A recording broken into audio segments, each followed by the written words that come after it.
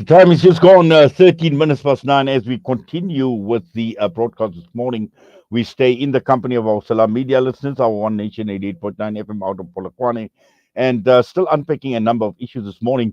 We will be unpacking the G20 and asking the question, is there room for change? We've got Islamic Relief in collaboration with the Al Khalil Institute, and this is presenting their reconnection with, or reconnecting with Allah tour with world-renowned Sheikh Dr. Haifa Yunus, who will be their guest. We will be talking with the National Events Manager at Islamic Relief South Africa, Fatima Karim, and also looking at hunger. South Africa, the citizens of South Africa are in a dire situation. Researcher and organizer at the Cooperative and Policy Alternative Center will be elaborating this morning. But right now, we're going across to be joined by Senior Research Associate at the Institute for Global Dialogue, Ashraf Patel, unpacking the G20. Ashraf, assalamu alaikum wa rahmatullahi wa barakatuh, and welcome. Walaikum salam, Inayat and listeners. Hope you're all well today. Yes, Ashraf, the question G20, and when you sent me this write up yesterday, begging the question, more of the same or is another world possible? And we know that calls for social justice right across the globe are loud and clear, and specifically looking at the G20, looking at the formation of the group, many questions are being raised. Yes, Brother Inayat, as you will recall, the G20 was formed in 2009, just at the turn of the global financial crisis that rocked the financial world in 2008 with the meltdown in the US, and that contagion spread globally. As a result, the G7 then invited strategic countries in the global south, and that constituted the formation of the G20. Now, 13 years later, the jury is still out whether the G20 is beginning to make an impact globally. Yes, it does include some of the emerging powers: China, Brazil, South Africa, Indonesia, Saudi Arabia, etc. But the big question is, of course, is this a forum to save global capitalism from itself, or is a more just world possible? And I think, in the context of the Ukraine conflict and high inflation and energy costs, the world is more ruptured today, more fractured today, more divided today than ever before. So it begs the question whether the G20 is an effective bloc at all. Well, it certainly does raise many questions because when we look at ourselves in South Africa and the situation that we find ourselves in, and you speak about all the problems that are engulfing the world, when you talk about things like high energy prices, we talk about inflation, we talk about many challenges. The climate crisis is another issue as well that is causing havoc, creating havoc right across the entire world. And looking at South Africa, looking at evaluating or even re-evaluating our position on a body like the G20, Ashraf. What are your thoughts? Well, I think for starters, South Africa does seem to play a role far exceeding its economic weight. And that's because of the legacy of the past. We have been invited, for instance, President Ramaphosa has participated in the G7 for the last 3 years, but yet very little has come out of that. So, for instance, the G7 so called Just Transition Partnership, South Africa is one of the first countries to undergo that partnership, being a guinea pig, if you like. And we have then not put our national interests first. So, a good example is at the COP26 in Glasgow, the EU, the US, and UK pushed South Africa to adopt a low carbon strategy. Yet it has not, in line with our national industrial development priorities, pushing up energy prices, leading to load shedding. The so called support of $8.5 billion by the G7 for the just energy transition has not materialized. And if it does, 80% of those are loans, and those loans are repayable to the G7 countries. Now, that speaks volumes about the inequalities as well as the double standards of the G7. Why is South Africa within the G20 the first country to take on such a program, whereas other nations are not embarking on that path? So there are very critical questions in terms of whether the South African foreign policy has some kind of economic diplomacy, or are we moving towards the age old dependency model of the past?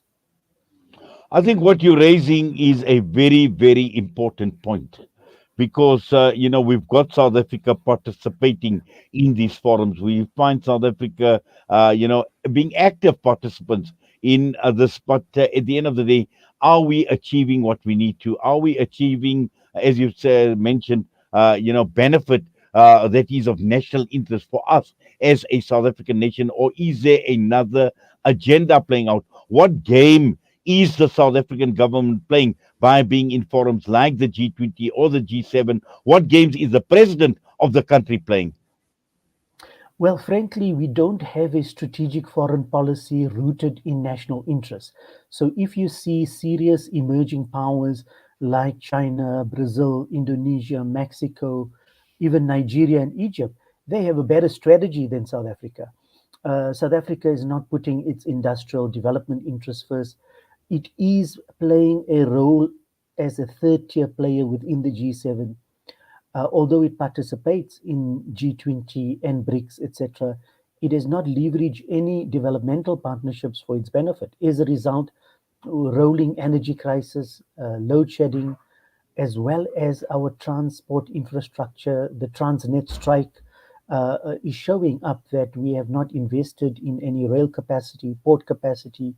There's been no investment in oil refineries. There's been no agricultural investment. There's been no investment in affordable transport infrastructure or social housing. So this means that the last 5 years has largely been wasted under the current Ramaphosa administration. It is what is called all talk, photo opportunities, and nothing of substance. And so we are seeing 5 wasted years under the current administration that is becoming a reality. Well, this is the reality where we see South Africa, and the president himself has been talking the talk, but he's never ever been walking the talk. And that summarizes the performance of the president and the South African government, particularly when it comes to international forums like the G20 and the G7. Just looking at priorities and what should South Africa actually be should be giving priority to, because there are many, many issues, and the energy issue is the big issue. It is the elephant in the room at this point in time, but also at the same time, as a result of the problems of ESCOM, we know how heavily indebted this country is, and these debt levels are not sustainable anymore. We've got severe problems. We've got severe cash problems. We've got liquidity challenges. And we see what has happened in other countries. We know what has happened in Sri Lanka. Pakistan at this point in time is experiencing severe issues with regard to liquidity. And all of this could come to bite us to the point where this country could even collapse. Yes, you are absolutely right, Inayat. Remember, we have food inflation at 20% a year. We have energy inflation, and we have ESCOM utility tariffs up 22%. Collectively, we are in an inflationary environment, as well as the Reserve Bank that every quarter is jacking up interest rates. So the perfect storm is emerging where we will go into a recession, potentially a recession in the first quarter of next year. If the Minister of Finance, and we're looking forward to his speech, must come up with a strategy that is all inclusive. It must include elements of the basic income grant, and we can share from lessons in other parts of the world, like Mexico, like Malaysia, Indonesia. These are countries at a similar level of South Africa, but they have invested in infrastructure. They've invested in human resource development. They've invested in smart infrastructure. Their digital economy is working because their data costs are low. And in South Africa, we still have the highest data costs in the world. So our policy and regulatory institutions are not working. And that is because, in many ways, they are captured by the corporate interests that want to keep prices high. And so, if you do not have a social compact, we see the unraveling of a developmental state. And therefore, we have a lot of social strife, a lot of strikes. And so, the center is not holding. And this is a sad indictment on the current administration. It has failed to have any kind of inclusive development implemented.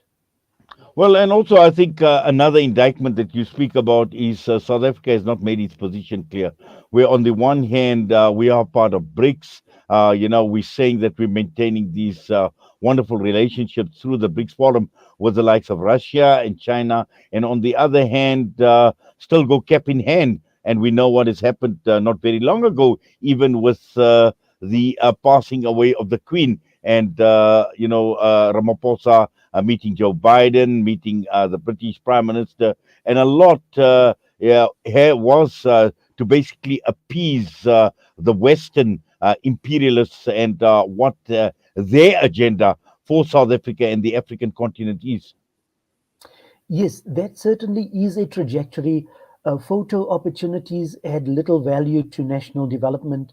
Sadly, our president is playing the social media photo opportunity game, but without substantive programs from these nations, it does not add value. I mean, look at other nations in Africa, especially Egypt, Senegal, Nigeria, Kenya, Rwanda.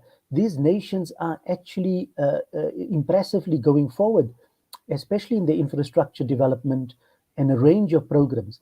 And I would say South Africa is no more the powerhouse of Africa. There are other players on the continent that's offering better opportunities for investment as well as new kinds of development models. And whereas we could have been a leader, we are now a laggard. And that is because the current administration has lacked the imagination, has lacked the decisiveness, plagued by scandals, etc. And without that, you cannot propel forward into a very competitive, a very hyper globalized world. You need leadership, you need institutions, you need investment, and you need human resources development.